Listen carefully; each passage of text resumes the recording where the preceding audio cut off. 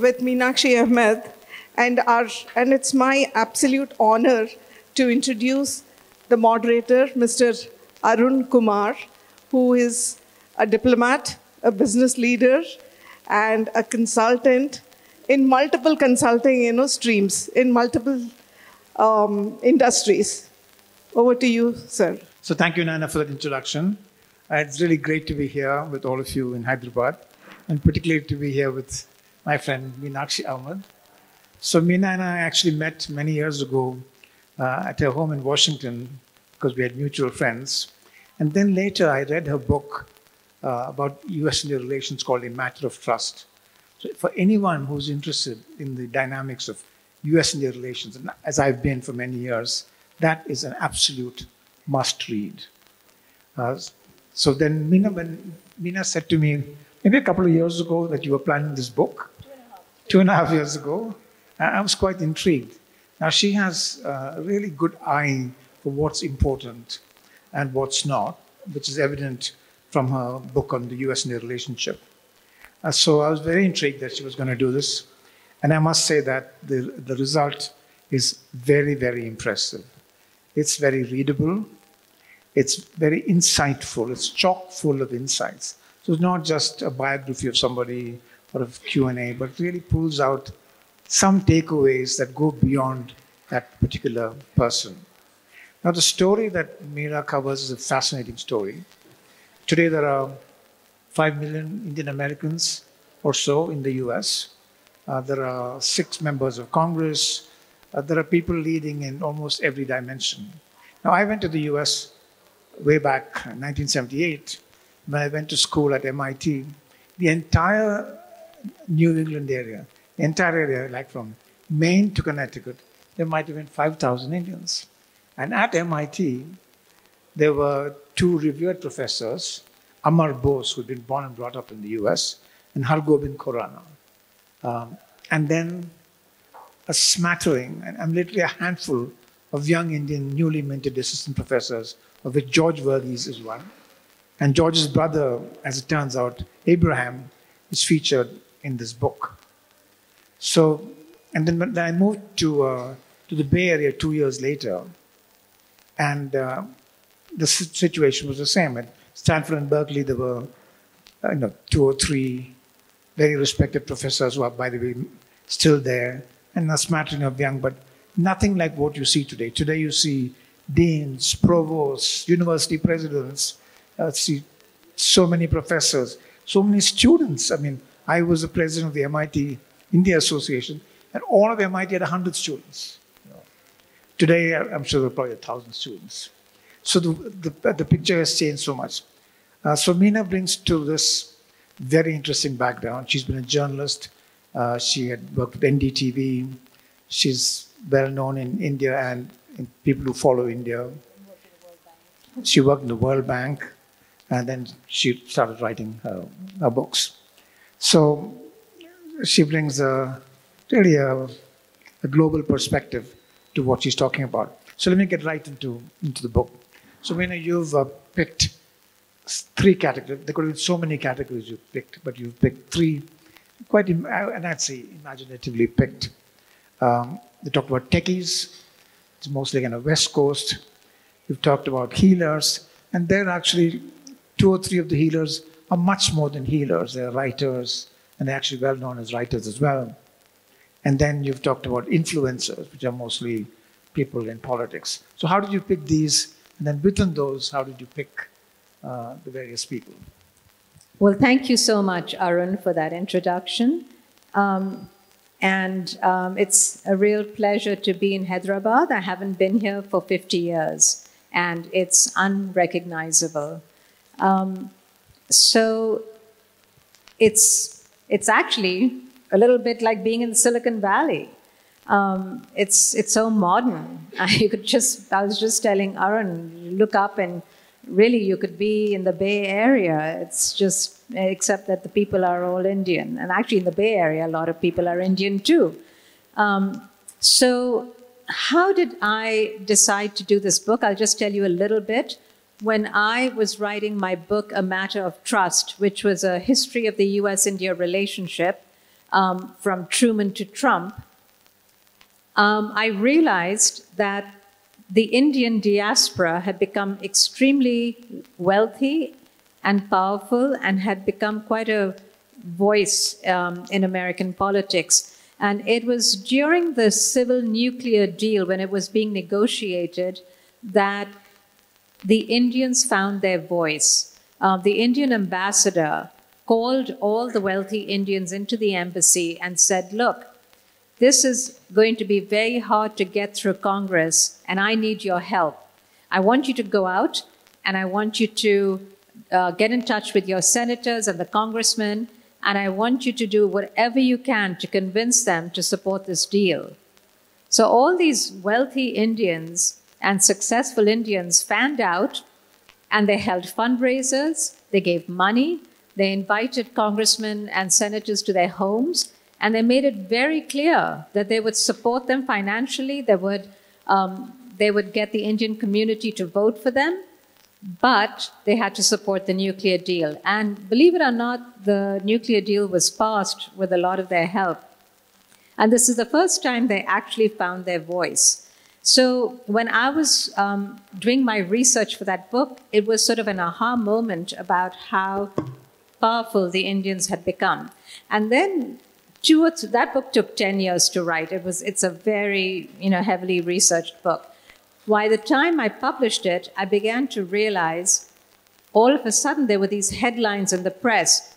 And it wasn't just one CEO here or one CEO there. It was, Indian CEOs everywhere. So I thought this story needed to be told. Now, how many of you have heard about the spelling bees in the US? So, my publisher in the US, publishers, wanted me to write a story about the spelling bee. And so I thought about it, and because it's such an unusual thing that all these Indian kids were winning the spelling bee, and for the last 2-3 years, 7 of the finalists were Indian kids. So what was going on there? And I thought about it, and I thought, okay, well, I could move in with these families. I'd have to embed with them. And then they'd be feeding me puris and parothas. And then I would end up writing about how they treat their kids and the pressure they put on them. And they'd all hate me for it. So I said to the publisher, I said, well, one, I'm not going to do that because I'm not going to betray their trust. Secondly, the story is much bigger than the spelling bee. The spelling bee is a symptom of the migration. But I said, how do you ignore the big impact that Indians are having on American culture and not write about that? So I decided no. And HarperCollins was quite happy to have me write about what I wanted to write about. And so this book is a result of that. And I decided that there are a lot of wealthy Indians. All of you must know some Indians who've made a lot of money, done very well in the US, and we can name at least 5 on our hand. But that's not who I wanted to write about. I wanted to find Indians who were transformational, who were sort of geniuses, who had actually impacted America in a very transformational way, who had really changed people's thinking and were having a big impact. And then I thought, what industries had they really had an impact in where they had shifted the needle? Where were Indians dominating? And so I narrowed it down to tech, medicine, and public policy. And it's a legitimate question to ask, why not writers and why not academics? Because, the academic field is full of Indians, and every time you open up a newspaper, you see lots of Indian names. But I don't see that Indians in any particular academic field have shifted the whole field of that particular area, or literature hasn't been transformed in any way by any particular Indian. And I'm going to give you an example of how I made the choices. Let's take Atul Gawande. I don't know how many of you have heard of Atul Gawande, but he came out with a book called The Checklist Manifesto.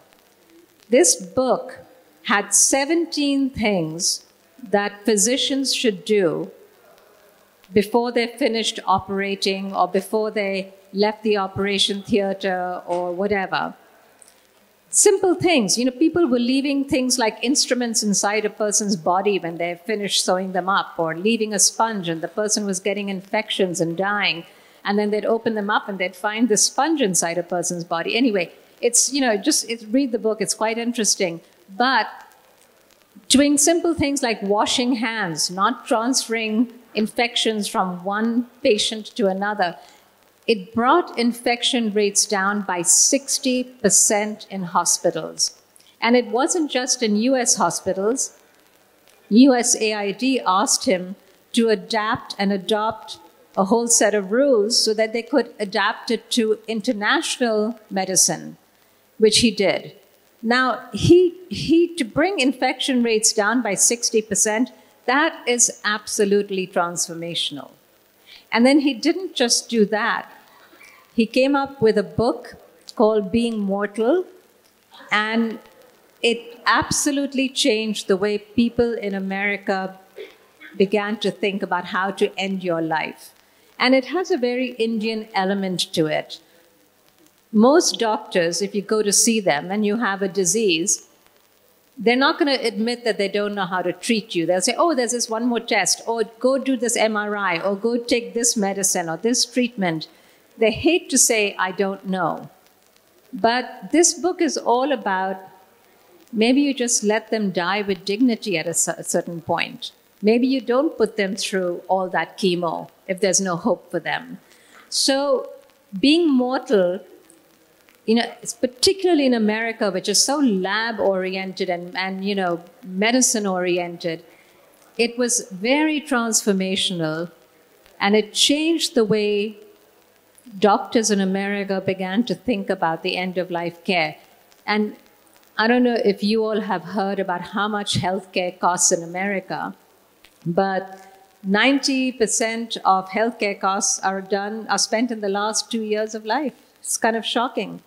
And this, trying to treat people in a different way and how they die, was really a whole transformation. So, you know, this was a person who was transformational.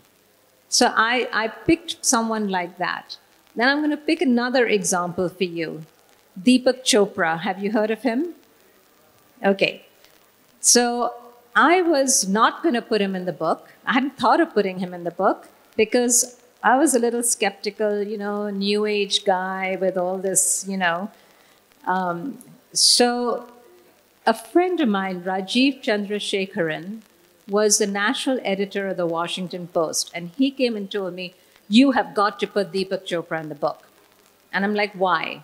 And he said, listen, I was doing a drug stakeout in the hills of Virginia, rural Virginia. And I was in the car with this kind of slightly uneducated, not particularly educated policeman. And he's sort of a rough guy, kind of like the kind of guy you'd expect votes for Trump, you know, white guy, and, you know, swears a lot. And he was, you know, talking about divorcing his wife. He's, you know, having problems with his children. He's in a custody fight. He's all stressed out. And we're driving around in the hills of Virginia late at night. And what does he do? He pulls out a Deepak Chopra tape and pops it into his car. And he's all calm. And so Rajiv says to this guy, hey, Joe, how come you're listening to a Deepak Chopra tape? And he said, oh, man, you know, my life is so stressful. And he said, you know, I've got this wife and I've got this, you know, lawsuit and I've got, you know, a mortgage problem and I'm in debt. And he said, I've got all these stresses. And, you know, man, these drug stakeouts that I do, he said, it's really stressful. I've got to, like, you know, I've got to go in and do all these drug raids. And half these guys are criminals and horrible people. And he said, I have a stressful life, man. And this guy has totally changed my life. So he said, Deepak Chopra isn't just someone who hangs out with Oprah Winfrey and, rich Hollywood ladies. He's actually impacting the lives of ordinary Americans. Think about that. It's across the board, across racial lines, across class lines. So then I actually said, okay, I should read a couple of his books. And then to my horror, I realized the guy's written 90 books. And usually when I go to meet someone, I try and I read I interviewed Fareed Zakaria, I read all of his 7 books, I try and do my homework. I wasn't going to read 90 books, but I read a few, and I watched a lot of his, interviews and everything. And I have to say, I was actually impressed. And a lot of it is based on the Bhagavad Gita. A lot of his stuff is quite insightful. And I had a conversation with Abraham Burgess. And Abraham said, Meena, he said, I was a doctor in Boston, very junior guy, and he was a more senior person in the same hospital. And he said he was a serious doctor, endocrinologist. And he said, he was really a hardworking guy. The guy is legitimately a good doctor. And he said, the guy's genuine. And he said he had read a couple of his books and was impressed by them. So, I then went and met Deepak Chopra and talked to him. And frankly, I put him in the book. He's quite an amazing human being. So just to give you some idea of how I made the choices. And since we are in tech world, and I think this is a question that maybe Arun will bring up, I put Satya Nadella in the book and Shantanu Narayan. And by the way, this gentleman sitting next to me was my mentor in Silicon Valley. He knows everything about tech that you might want to know. And I would constantly call him up and say, okay, explain this to me, explain that to me. And he would. And he knows a lot of these people. And he helped me get access to a couple of them. So I will say that I'm very grateful to Arun. But I did not put Sundar Pichai in the book.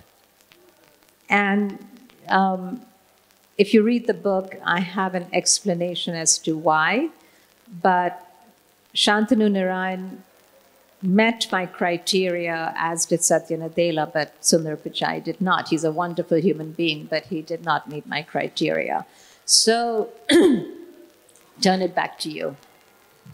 I think that's a very high bar, transformation leader. And I think that is a really great way, I think, of you having approached this to figure out who really has made the deepest impact, the most transformative impact. So that's wonderful to hear. I wanted to talk a little bit about the individuals. I mean, you mentioned Shantanu and Satya, both of who went to school not far from here, Hyderabad Public School, as did Ajay Banga and Prem Vatsa. So Shantanu and Satya, both from Hyderabad, as is Ajay Banga. I don't know what they teach them at that school, but it must be a very good school in Hyderabad. Not to mention Prem Vatsa, whose father was the principal of the school. So that's a great academy for leaders, clearly. But I wanted to ask you, what kinds of characteristics or what made these folks successful, made them who they are? Any common gleanings from these 16 individuals or some of them? Yeah, so a lot of my book is, some people will say, well, there are other Indians and some of them are not successful, whatever. But my book is about success. The reason I wrote this book is that many of you are aspiring, to be like them, or aspiring to become CEOs, or, have successful careers. And if you are, I wanted to bring you the wisdom that these people have to give you in their own words. I don't want to get in the middle, but I interviewed these people, and in their own words, they tell you in this book how they got there. They tell you the obstacles they had, They tell you sometimes the life-changing moments that were quite difficult, that made them who they were. And they also tell you how they reached their success. And by the way, for all the parents who spend so much time putting pressure on their kids to do the JEE exam and think that, getting into IIT is the only way, Shantanu Narayan did not get into IIT, and neither did Satya Nadella. They flunked. They didn't make the exam. And so I just want you to know that that's not the only path to success. There are other paths to success. So what makes for success? I mean, you're going to need to read the book and read what they tell you and read what they say. But Malcolm Gladwell, if you've heard of him, has this theory that anyone can be a superb pianist or a violinist if they put in 10,000 hours. It's that 10,000-hour theory of genius. Angela Duckworth, who's another social educator, says, well, actually, you have to have passion and be motivated. You have to have something inside you. So I'm going to take you back to the spelling bee. I looked to see how many of these kids who worked so hard, I mean, their parents would make them study on weekends. They had all kinds of things in the Indian Community Center where they had informal spelling bee contests that would help them prepare for the main national contest. They would take them around all over the country on weekends, competing with each other. And there was one parent who said he had the priests in India praying and doing all kinds of prayers for the son to make it.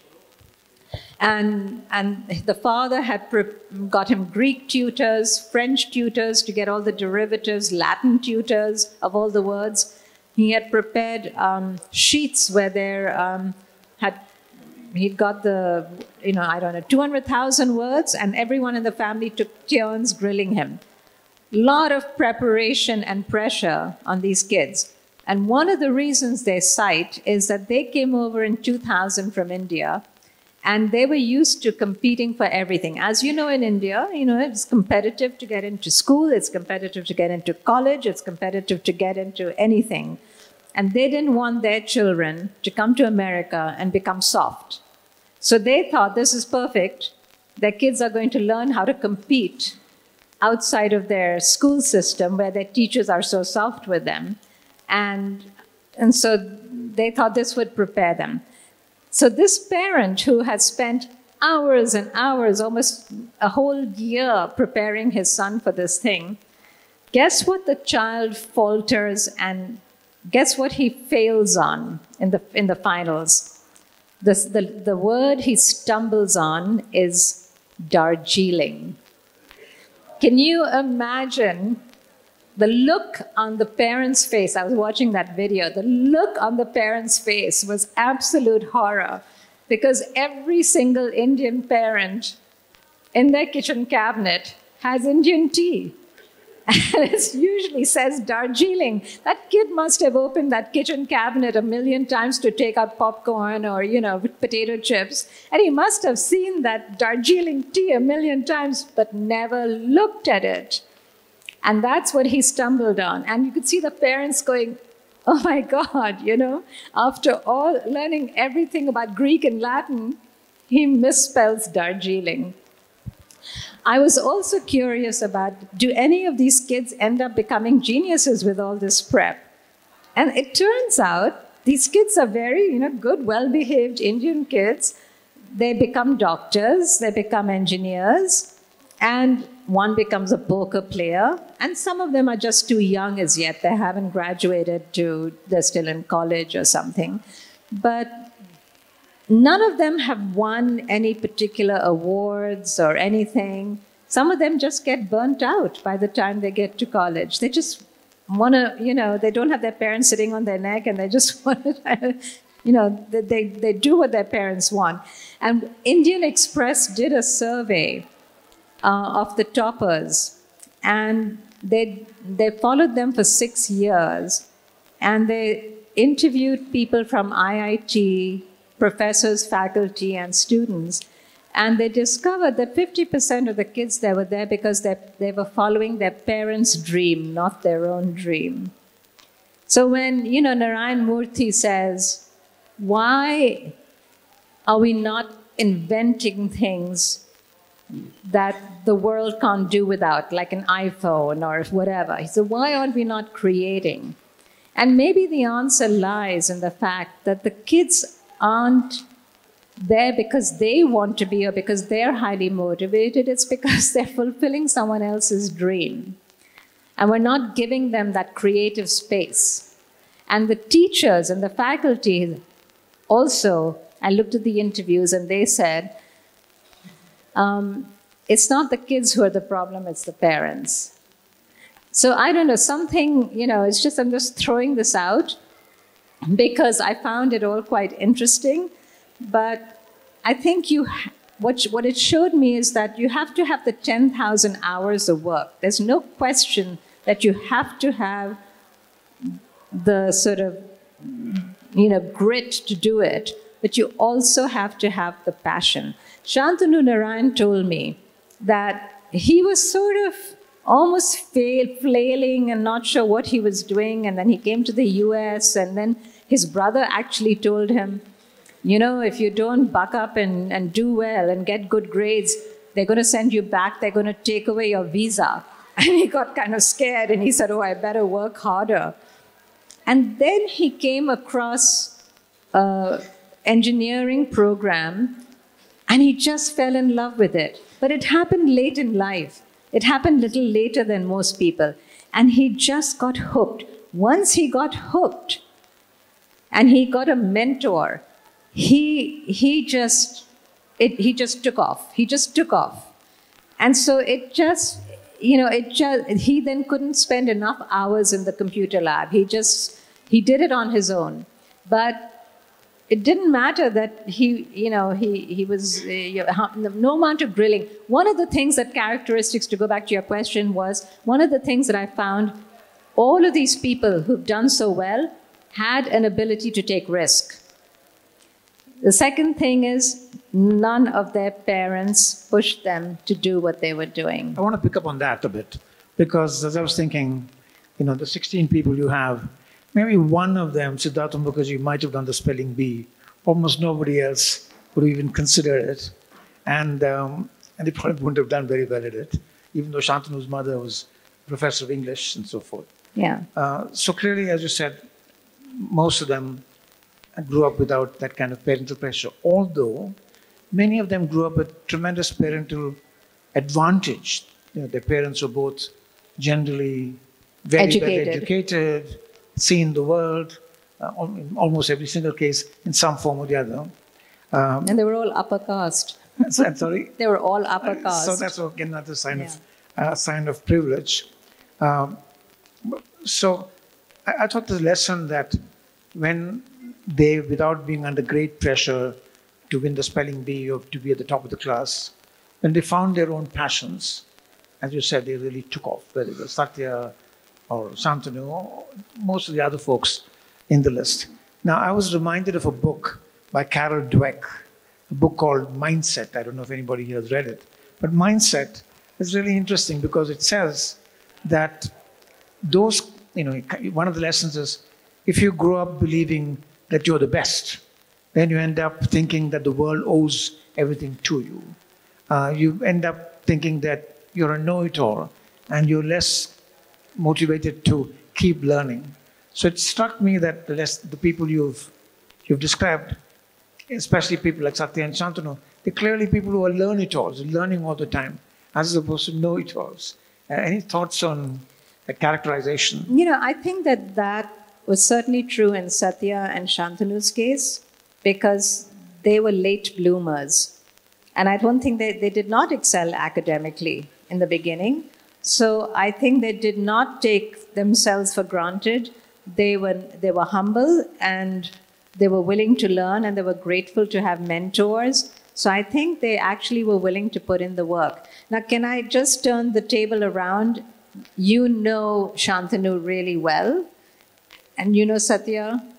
Satya a little bit, but Shantanu I know. Yeah, you know him firsthand. Can you tell us a little bit about Shantanu and Satya? I mean, I know that Satya's father, as you may know, was in the Prime Minister's office. He came from a very highly, his parents were very, they were sort of well-regarded, they were highly educated, and parents were very high up in the government. So he came from a lot of privilege. And his father put a lot of pressure on him, and he did not respond well. His mother, on the other hand, who he felt very close to growing up, told him, be happy. I just want you to be happy. And when he was young, he says he was very attached to his mother, and he actually was slightly distant from his father. But in the end, I think he wanted to prove to his father that he was his father's son. He really achieved. And when I look at how aggressively he has pursued and taken Microsoft to become the #1 company, in some cases it's even pulled ahead of Apple and became the $1 trillion company, the most profitable company on the planet. I mean, frankly, since Bill Gates, that hasn't happened. I actually think that there's something there. But tell us about Shantanu. So Satya, my interaction has been fairly limited, except he was kind enough to give me a blurb for my book of poetry, which tells you how he has another side to him, which is not just about coding and business. So I really appreciate the fact that he has another view, and when you hear him speak and what he's done at Microsoft, you can see that he has a certain enormous humanistic balance. Shantanu is just very humble, very down-to-earth, very fun-loving, doesn't take himself seriously at all. At the same time as, with smart, he's very, very smart. He surrounds himself with very good people who really enjoy working for him. And he has transformed that company. They started off by being, he moved them into the cloud about the same time that Satya did. And he's done just a tremendous job in terms of enhancing value for Adobe. People love to work at Adobe. And he himself, when he started off life, wanted to be a journalist. And he told me that he had the opportunity to come here and spend half a day being like the editor of the Economic Times. He was in the newsroom working with journalists. So he has that side of him which is very, very interesting, and a creative side to him. He said he wanted to be a journalist when he was young. That's right. Actually, many of these folks, Meena, I've known them for like 40 years. Vinod Khosla, when I first met him, I think it was 1983, he had just started Sun Microsystems. And at that time, people starting companies had this vision, let's take it to 100 million and go public. But he was like, no, 100 million is nothing. I want to take it to $1 billion. In 1983, when there weren't any billion-dollar tech companies, none. I mean, Microsoft was probably 150 million or something. So he was always a guy with just tremendous vision. Kanwar also started around the same time. I remember him, he was a very thin guy. Now he's a little bit portly. But Kanwar also was very get-it-done kind of a person. Let me figure out how to get it done. What does the customer want? And these characteristics, you can see them, even today. So, this is wonderful to see all these folks in your book and to think back about my interactions with them multiple times over the years. So, we've talked a little bit about Silicon Valley. We've talked a bit about the doctors.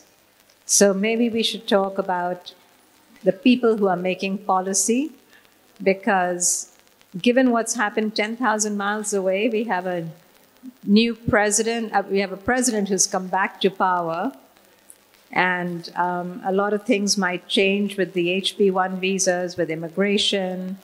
I've been getting a lot of questions from people about how that's going to affect Indians working in America. As you know, 75% of the H-1B visas go to Indians, and the Chinese only get about 13%. So there is a split in the Trump administration, in the MAGA world, about their attitudes towards immigration. Vivek Ramaswamy is already out. He was a big proponent of skilled workers coming in.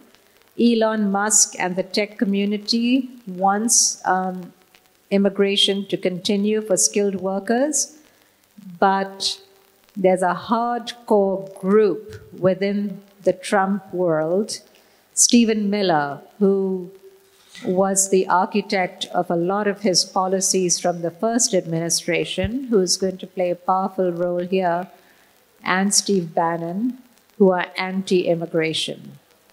They've been very clear, and their response to the tech community and to Elon Musk is that white Americans built America, and we don't need Indian invaders. That's literally what they said.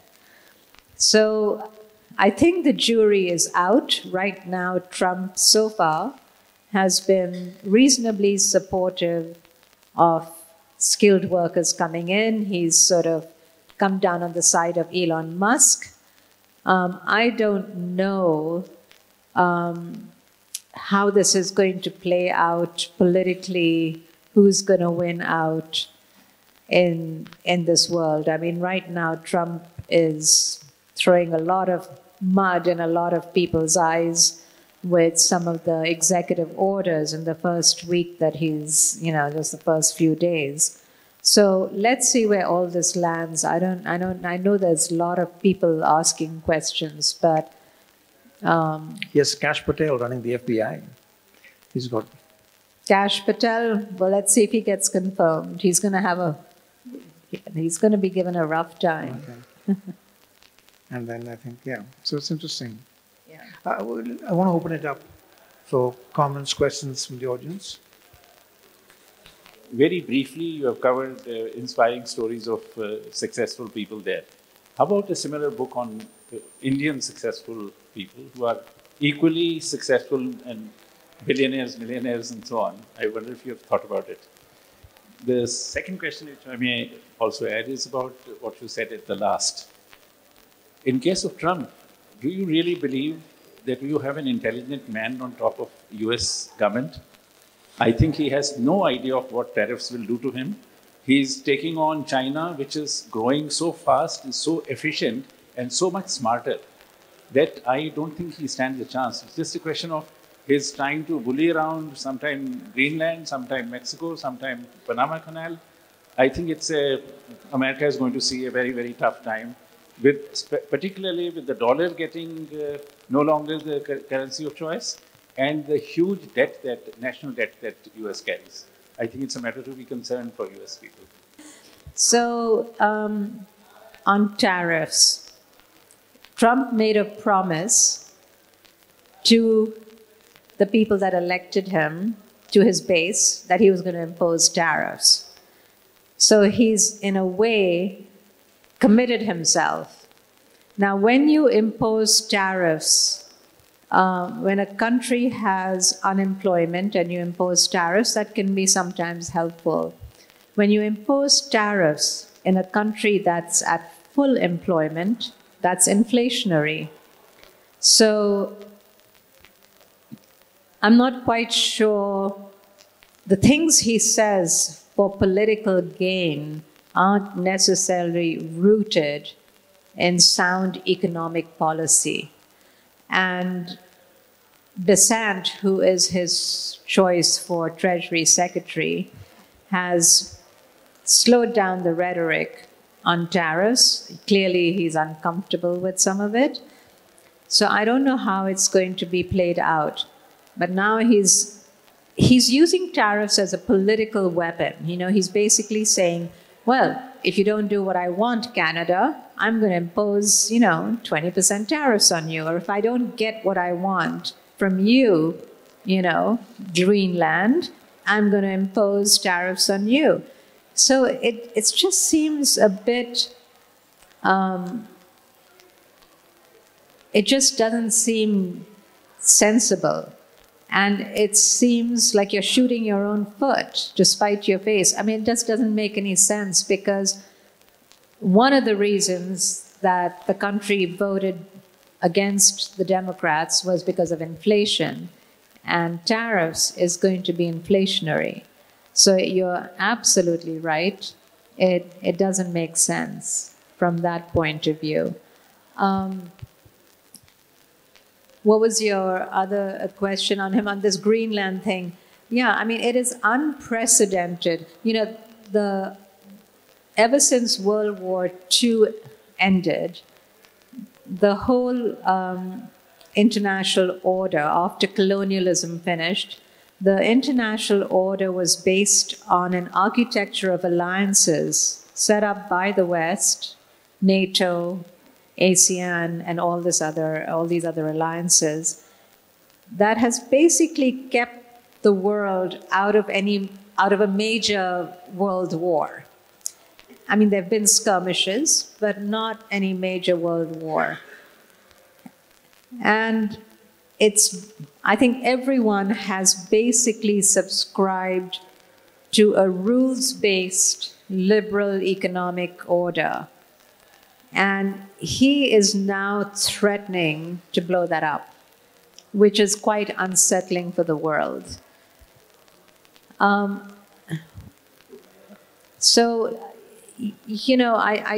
not quite sure where he thinks he's going with this and how it's going to bring stability. But I can tell you the people who are happy he's doing this are people like the Russians. Because contrary to what Trump thinks, Russia understands that this is actually going to weaken the West and America in the end, not strengthen it. So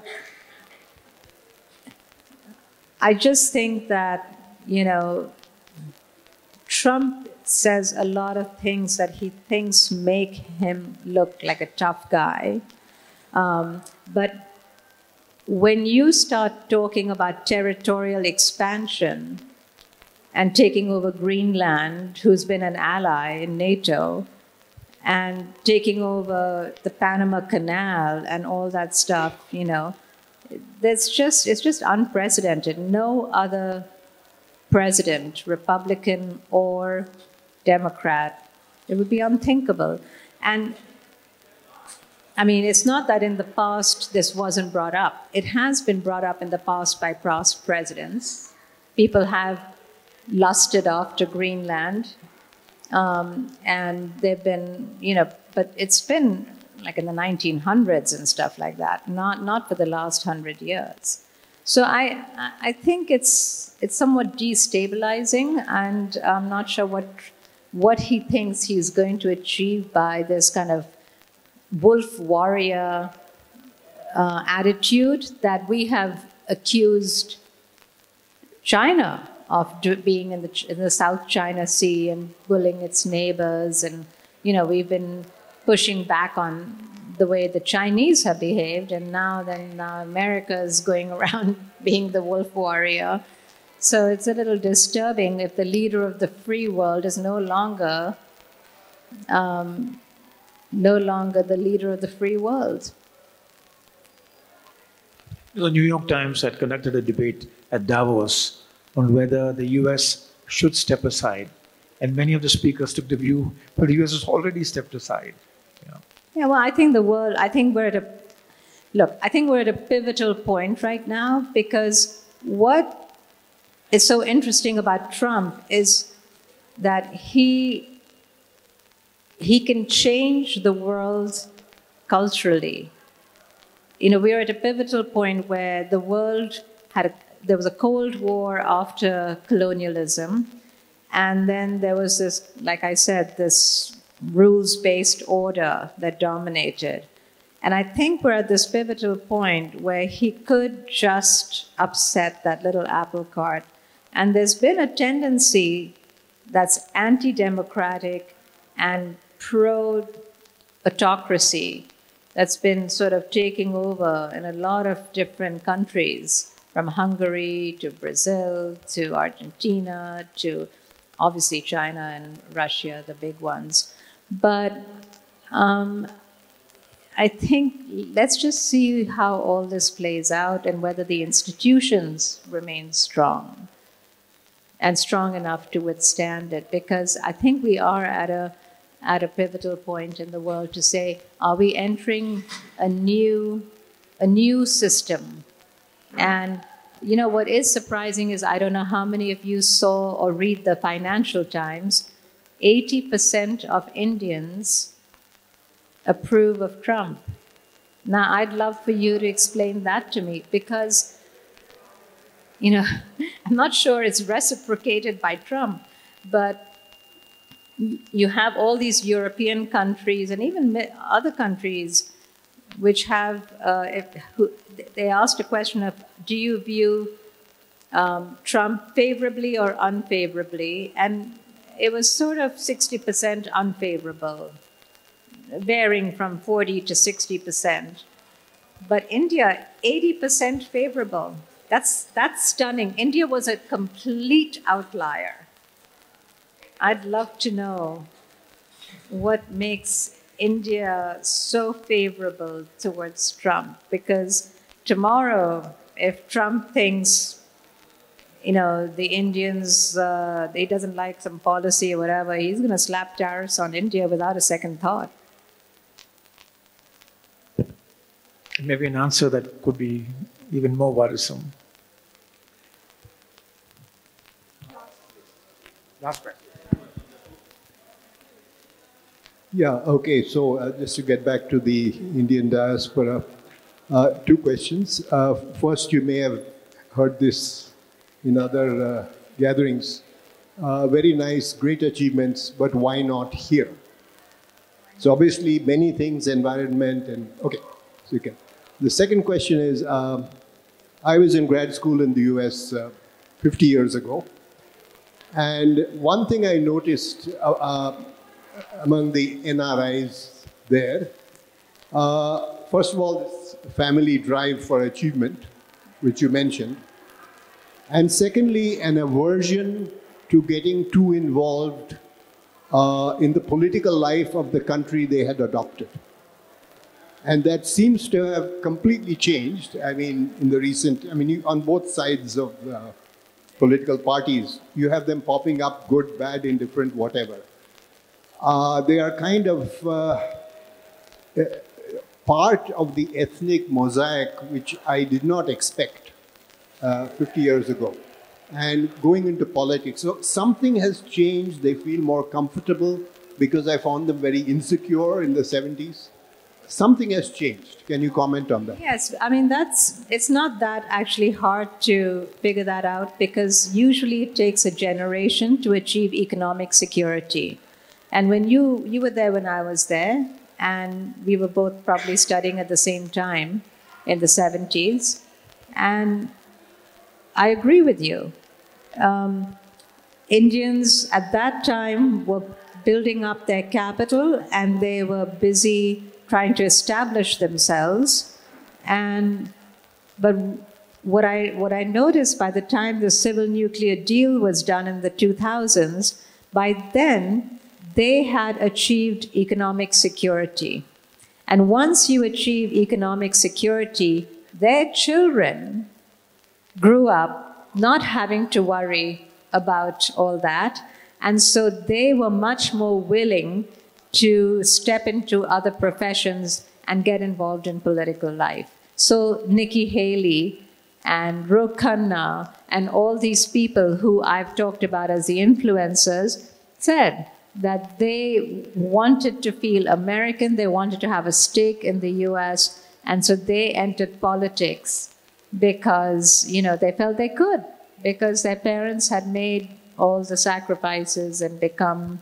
Look, I went there in 1970, probably like you did, and 1 foot here, 1 foot there. Never quite feeling like I was fully American. And yet, you know, your children, because they have economic security, feel they can get involved and run for Congress or run for, you know, run for local politics or whatever they want. They don't have that. They feel American. If I might pick up on that question, there's one aspect about the acceptability of seeing Indians in senior roles, which has changed enormously over the last several years. But maybe I'll end with a personal story. In 2014, I was in the Obama administration in a Senate-confirmed senior role, and I was testifying before the House Foreign Affairs Committee on the US-India relationship. With me was Nisha Biswal, who was the Assistant Secretary of State, who was dealing with India, and I was in Commerce dealing with India. And so a congressman from Florida comes in, and he looks at us, he sees our brown skins, and he assumes that we're representing the government of India. So he starts by telling me, I love your country. I know Hyderabad, it turns out. I know Hyderabad. Jagapati is my friend. I didn't know who Jagapati was. I'm told he's some kind of actor. He's an actor or something, right? So he dropped all these names from Hyderabad saying, I love your country. Will your country do this for us? And you know, it was really an embarrassing moment for us because, you know, one thing you don't want to do is to tell a congressman, it's a co-equal branch of government, hey, you don't know what you're talking about. So we're very polite and so on. And if you want to take a look at this, go on YouTube and say John Oliver and Arun Kumar, you'll see the whole episode. But it is an example. It became very famous. Yes, it became. But it is an example, 2014, just 11 years ago, of the fact that, you know, at that point only Ami Bera was in Congress. So it was an example of that. It was not usual to think, hey, you can have an Indian who's a diplomat representing the United States. But today that's changed. Thank you, Meena, for a wonderful conversation. So full of insights. Thank you. Maybe. I think they want to. My first question was, why not a book like this from India on Indian entrepreneurs? And I assure you there are a number of people who have, in the first generation, reached billionaire and trillionaire category. I know some of them personally. You mean, why not a book about Indian geniuses in India? In India. Oh, I'm sure. I've been asked this before, but someone who really knows that field well should write that book, not me. I mean, I can name a few who I think have been transformative, like Nandan Nilekani and obviously, you know, Ambani and, I mean, Reliance and some people in the healthcare field, you know, some of the pharmaceutical people, but also, you know, but that, I would be missing people. And, you know, so someone who really knows India much better than I do, who's much more current with things. Thank you. Thank you, Meena. Thank you, everyone. Thank you so much, Meenakshi and sir. Thank you.